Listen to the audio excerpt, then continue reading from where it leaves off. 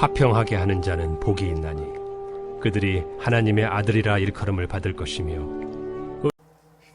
오늘 화평하게 하는 자에게는 하나님의 아들이라 일컬음을 받게 한다, 이렇게 말씀합니다.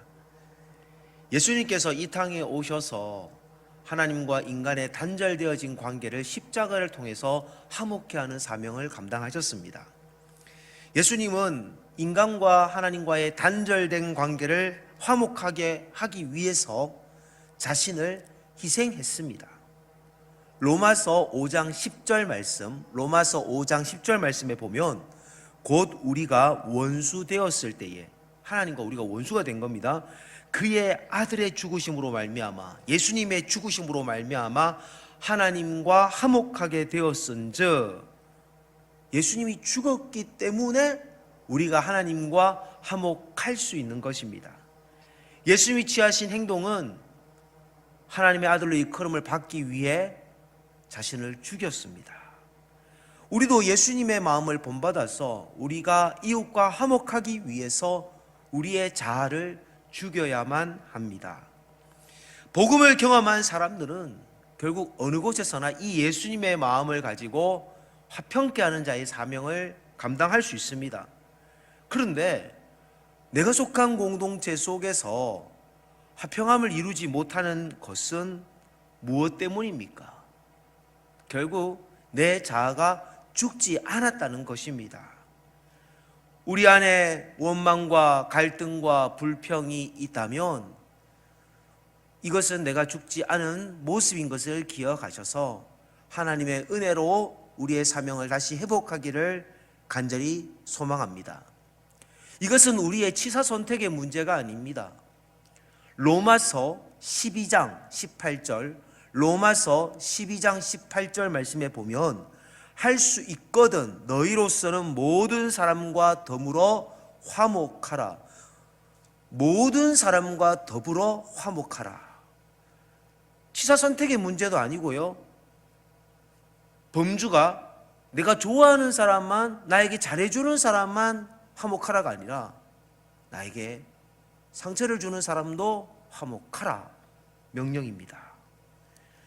우리는 누구나 예외 없이 예수님에게 갚을 수 없는 사랑을 받았습니다. 그러나 우리가 속한 어떤 공동체에서는 우리가 화를 내지 않을 수 없는, 화를 내야만 하는 그런 일에 직면할 때가 있습니다. 우리는 화목케 하는 사명을 받았는데 이럴 때 어떻게 해야 합니까? 그럴 때 잠언 17장 9절에는 이렇게 처신하라고 합니다. 잠언 17장 9절, 허물을 덮어주는 자는 사랑을 구하는 자요 그것을 거듭 말하는 자는 친한 벗을 이간하는 자니라. 상대의 잘못을 봤습니다. 그러면 덮어주는 게 제일 좋고, 만약에 그것을 가르쳐줘야 될 공동체의 상황이면 한 번 정도 거듭 말하는 것은 안 좋다는 것입니다. 한 번 정도 따끔하게 조언을 해주는 것, 충언을 해주는 것이 필요합니다. 우리는 내가 보지 못하는, 남들이 볼 때 보이는 들보나 티가 있습니다. 주 안에서 우리가 하나 되기 위해서 때로는 노할 수 있는 마음, 분낼 수 있는 마음, 성내고 싶은 마음들을 우리는 어떻게 해야 합니까? 잠언 15장 18절, 잠언 15장 18절입니다. 분을 쉽게 내는 자는 다툼을 일으켜도 노하기를 더디하는 자는 시위를 그치게 하느니라. 쌓아 올린 화평의 관계는 쉽지 않은 관계입니다. 그러나 한순간에 화를 내므로 무너뜨리는 것은 너무 쉽게 범할 수 있는 문제입니다. 우리가 화목케 하는 자로서 우리의 분, 우리의 노를 통제할 수 있는 은혜가 늘 충만하시길 바랍니다. 이 화평이라는 단어는 우리가 히브리어로 샬롬이라는 평화라는 단어와 일맥상통합니다. 하나님의 아들 예수님께서 우리와 하나님과의 화평케 하기 위해 십자가를 지심으로 순종했습니다. 교회를 하시다 보면 교회 일하는 것 때문에 서로가 의견이 상충되어져서 이런 본질적인 문제인데, 본질적인 일 문제로 싸웠다가 결국은 비본질적인 관계 문제로 일도 안 되고 비본질 문제에서 교회가 갈라지거나 교회가 통증을 호소하는 일들이 있습니다. 한 번은 예수님 앞에 베드로가 이런 문제 때문에 질문을 던집니다. 예수님, 형제가 잘못을 하면, 이 지금 원수한테 질문한 게 아니에요. 형제가 잘못을 하면 몇 번 용서해 줄까요?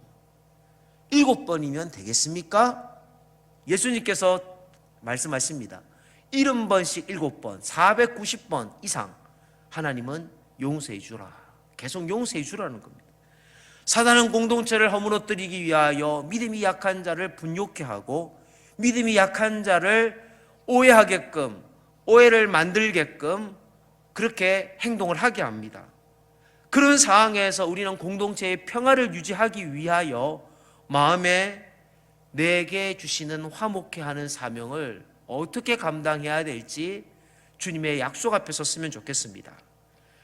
우리는 하나님 앞에서 피스메이커로의 사명이 있습니다. 고린도후서 5장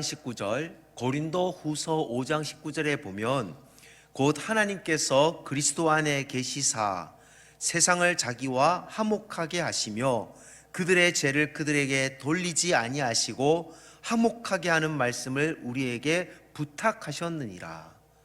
우리는 화목케 하는 말씀을 전해야 됩니다. 이 말은 믿지 않는 자들을 위해 우리가 희생하고 섬겨야 합니다. 교회에 새가족들이 오면 모든 것이 낯섭니다.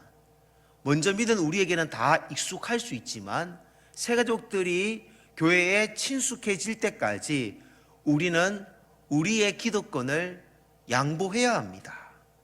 또 때로는 어느 공동체에서 성격이 화끈하고 나는 뒤에서 이런 말 안 한다, 뒤끝 없다, 그런 분들은 자신의 속을 다 앞에서 할 때가 있습니다.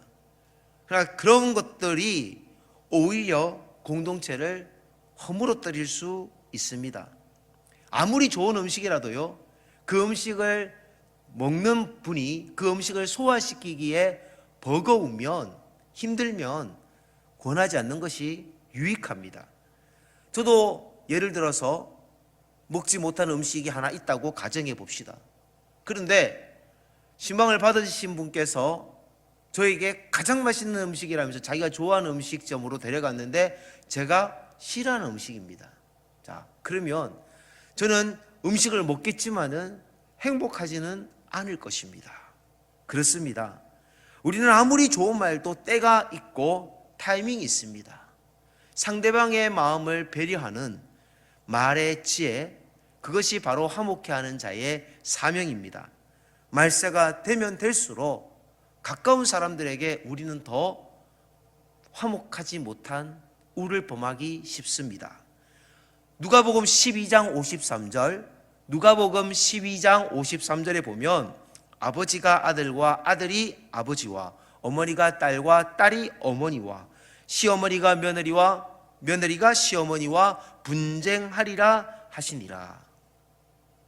우리는 먼저 사랑하길 원합니다. 어떤 조건을 떠나서 누구에게 뭘 바라고 기대해서가 아니라 그저 말세에 우리에게 주신 불신자를 예수 믿게 하기 위하여 우리를 비우고 우리의 자아를 죽이고 십자가를 지시는 화목케 하는 피스메이커가 되시기를 소망합니다. 기도하겠습니다. 오늘 또 하나님 화목케 하라는 사명을 가지고 하루를 살아갑니다.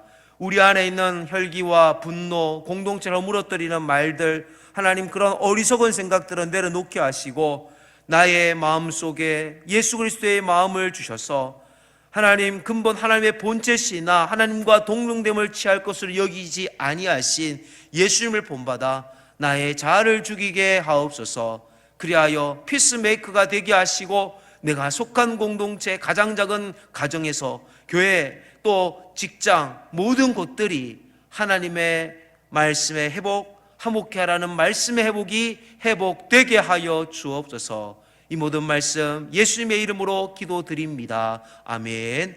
오늘 기도 제목은 화목케 하라는 사명을 주신 하나님의 말씀을 기억하며 전도자로 살게 하소서.